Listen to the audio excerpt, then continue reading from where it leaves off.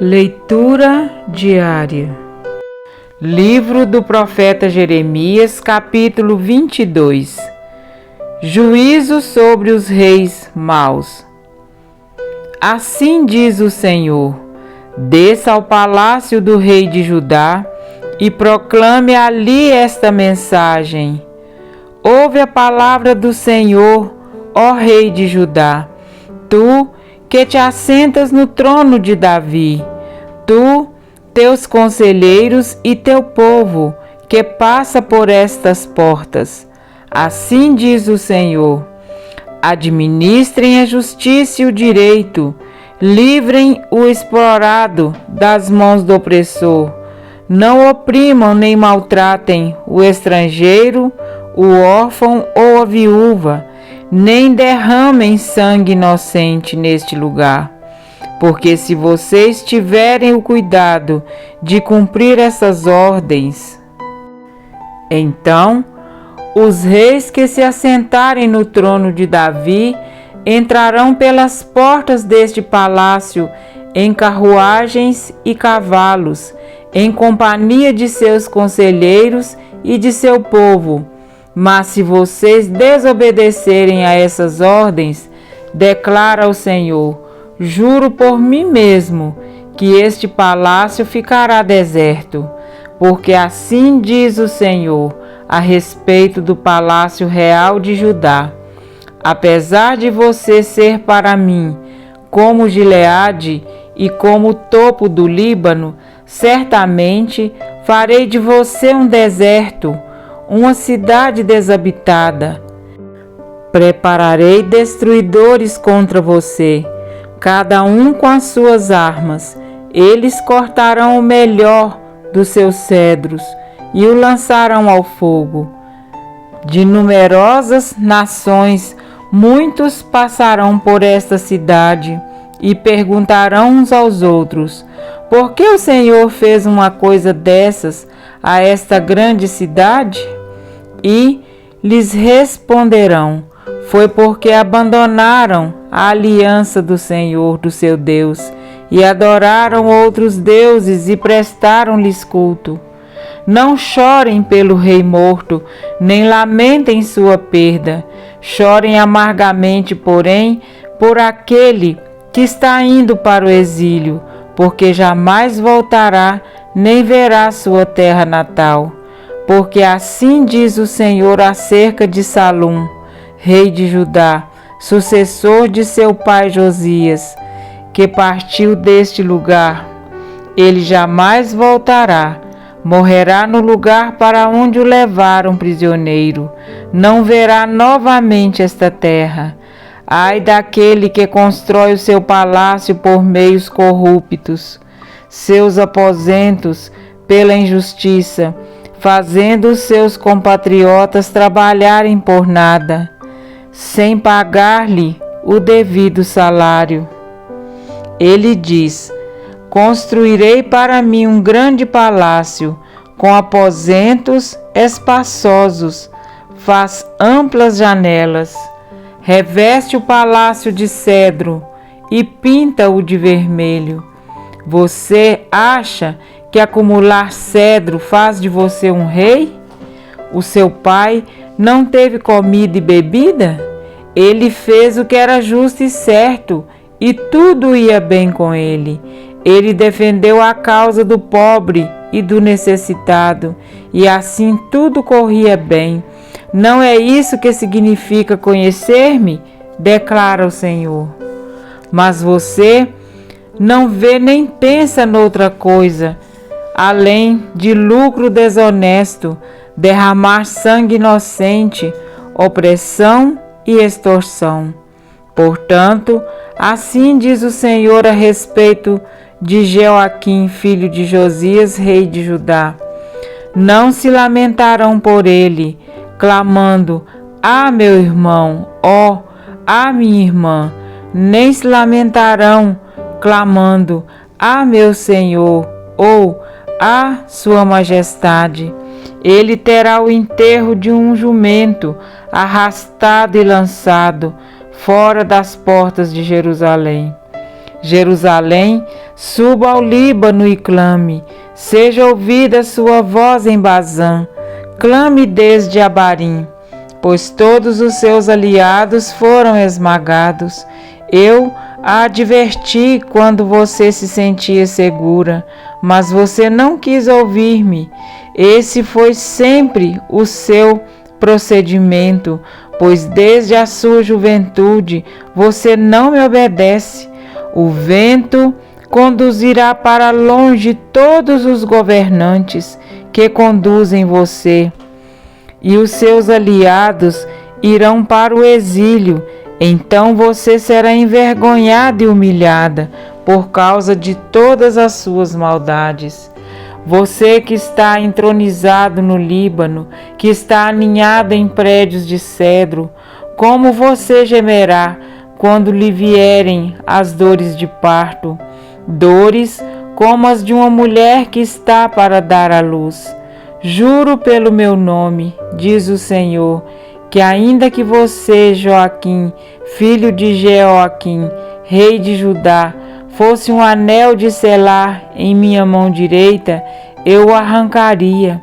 Eu o entregarei nas mãos daqueles que querem tirar a sua vida, daqueles que você teme, nas mãos de Nabucodonosor, rei da Babilônia e dos babilônios. Expulsarei você e sua mãe, a mulher que lhe deu à luz, para um outro país, onde vocês não nasceram e no qual ambos morrerão. Jamais retornarão à terra para a qual anseiam voltar. É Joaquim um vaso desprezível e quebrado, um utensílio que ninguém quer? Porque ele e os seus descendentes serão expulsos e lançados num país que não conhecem? Ó terra, terra, terra, ouça a palavra do Senhor. Assim diz o Senhor: registrem esse homem como homem sem filhos. Ele não prosperará em toda a sua vida, nenhum dos seus descendentes prosperará, nem se assentará no trono de Davi, nem governará em Judá. Amém? Para refletir. Digamos que eu saiba o seu nome, a sua profissão e onde você mora. Isso significa que eu lhe conheço intimamente? Não, é apenas um conhecimento superficial. Era esta a situação do povo e principalmente de seus governantes.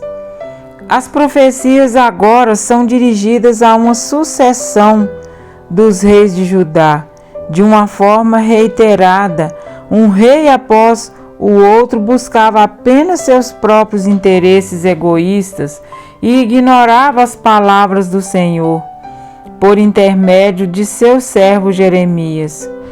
A coroa real não representava uma posição privilegiada apenas, mas deveria ser o peso da responsabilidade que sobre cada monarca repousava de governar sob o esteio do direito e da justiça. Abaixo do rei estava o povo, mas acima dele deveria estar Deus. Quando o Rei dos Reis e Senhor dos Senhores governava o coração de um rei terreno, sob sua administração havia justiça prática e tudo lhe ia bem. No entanto, os reis citados no capítulo de hoje buscaram seu próprio infortúnio e, servindo a outros deuses, edificaram para si patrimônios para destruição. Não tem nada mais ofensivo a Deus do que a injustiça, como também não tem nada mais agradável ao Senhor do que a prática da justiça. Os reis de Judá também atuavam como juízes do povo. Sua jurisdição compreendia toda a nação, e diante de tal encargo, com que demasiado interesse deveria pedir a Deus o mesmo que pediu Salomão: dá, pois, ao teu servo coração compreensivo, para julgar a teu povo, para que prudentemente discirna entre o bem e o mal. Pois quem poderia julgar a este grande povo? 1 Reis 3:9. A prática da justiça segundo o coração de Deus é a prova mais contundente de que verdadeiramente o conhecemos. Julgou a causa do aflito e do necessitado. Porventura, não é isso conhecer-me? Diz o Senhor. O discípulo amado, em sua primeira epístola, disse o seguinte: aquele que diz, eu conheço, e não guarda os seus mandamentos, é mentiroso, e nele não está a verdade. 1 João 2:4. Ao ser indagado sobre qual seria o grande mandamento na lei, Jesus respondeu: amarás o Senhor teu Deus de todo o teu coração e de toda a tua alma e de todo o teu entendimento, e amarás o teu próximo como a ti mesmo. Mateus 22, 36, 39.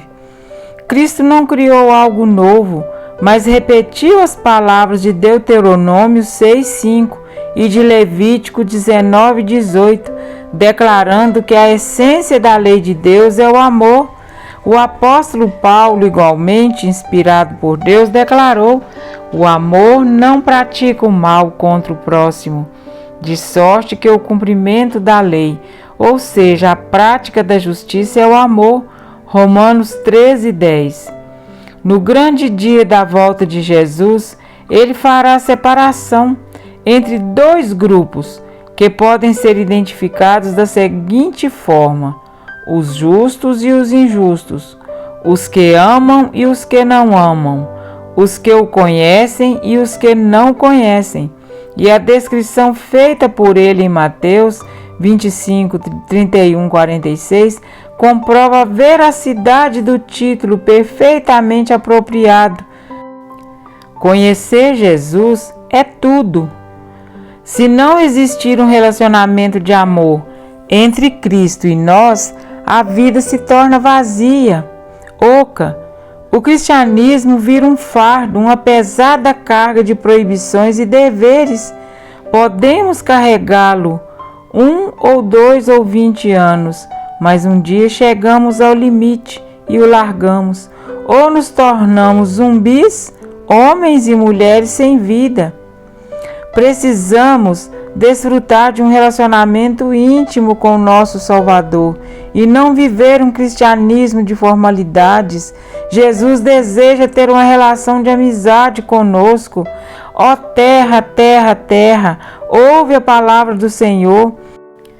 É um clamor daquele que pagou o preço do nosso resgate com seu próprio sangue, para que possamos morar com ele para sempre. João 14, 1, 3. Saber o nome de Jesus, professar uma crença e frequentar uma igreja não faz de ninguém um cristão.